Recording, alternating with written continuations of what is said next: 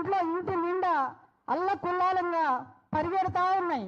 ఏ విధంగా రాష్ట్రం మొత్తం కూడా ఇవాళ మార్వాడి షాపులు కూడా అదే విధంగా ఒక ఇంట్లోకి అడుగు పెట్టలేని విధంగా చీమల పుట్లు ఎట్లా ఉంటాయో ఆ విధంగా విస్తరించుకుని పోయిన తరుణంలో ఈ రోజున పిడమర్తి రవణ గారు ముందుకొచ్చి వాళ్ళని కొట్టకుండా తిట్టకుండా పొగబెట్టి బయటికి పంపుతాం, మేము పొగ పెడతాం, ఎవరిని కొట్టాం, ఎవరిని తిట్టాం, మరొక వ్యాపారం మేము పెట్టనీయం అని చెప్పి ప్రతి ఒక్కళ్ళు కూడా బాధతో వచ్చిన మనుషులు ఉన్నారు. కానీ ఇక్కడికి ఎవరు కూడా ఉద్యమం చేయాలి లేకపోతే ఎవరినేదో అనాలి అని చెప్పి వచ్చిన వాళ్ళు కాదు.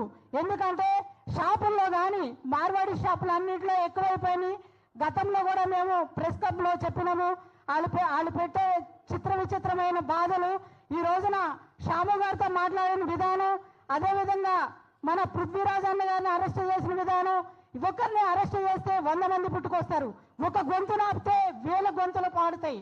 ఎందుకంటే మీరు ఎవరైనా సరే ఎప్పుడైనా సరే తెలంగాణ ప్రజలు గౌరవాన్ని వారి యొక్క ఏవైతే ఉన్నాయో అవన్నీ కూడా మనం వాళ్ళ పాట కానీ ఆట కానీ భావాలు కానీ కల్చర్ కానీ మనం గౌరవించాలి. గౌరవించకుండా వేళలు చేస్తే వేరులతో సహా పారదోలుతారు. అది మాత్రం వాస్తవం. ఎందుకంటే ఈ రోజున రెడ్ అంబులెన్స్ అని వచ్చింది మన హైదరాబాద్ సిటీలోకి.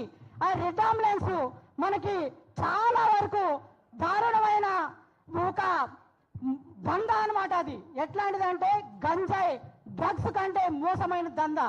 అది ఎట్లా అంటే ఒక అంబులెన్స్ నడపాలన్నా ఎవరైనా సరే అంబులెన్స్ కి 1,50,000 ఆయన దగ్గర పెట్టాలంట. 1,50,000 పెట్టిన తర్వాత ఒక రోజు ఒక కిరాయి ఇస్తే 30% ఆయనకి ఇవ్వాలంట. ఇది కూడా చాలా దారుణమైన పరిస్థితి.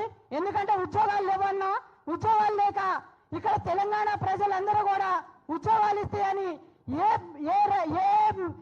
ఎవరు వచ్చినా కానీ వాళ్ళకి ఓట్లేసి గెలిపించి మాకు ఉద్యోగాలు వస్తాయి అని చెప్పేసి పింఛన్ల కంటే ముందు చదువుకున్న పిల్లలు చాలా మంది ఉన్నారు, ఉద్యోగాలు లేక అల్లాడిపోతున్నారు. అదేవిధంగా ఏదో ఒక వ్యాపారం చేసుకుంటున్నారు, చిన్నకారు సన్నకారు వ్యాపారాలు చేస్తున్నారు, దానికి మార్వాడి అడ్డొస్తున్నారు.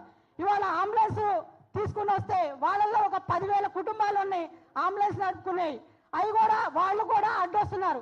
ఇవన్నీ కూడా ప్రభుత్వం దృష్టికి తీసుకుని ఈ రోజున పిడమర్తి రవాణా చేసే ఉద్యమానికి ఎవరో డబ్బులు ఇస్తే వచ్చే కార్యకర్తలు కాదు.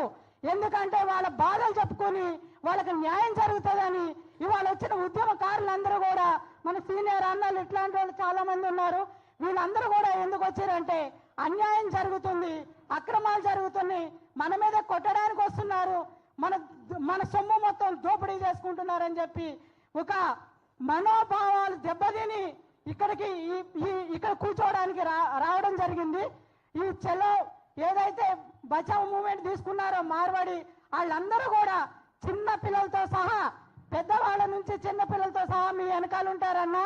మీరు ఏదైతే ఉద్యమం తీసుకున్నారో మీ ఇంటి కోసం కాదు, మీకోసం కాదు, మా కోసం, మా పిల్లల కోసం అని అనుకున్న ప్రతి ఒక్కళ్ళు మీ వెనకాల నడుస్తారని చెప్పి నేను ఈ సభాముఖంగా తెలియజేస్తున్నాను.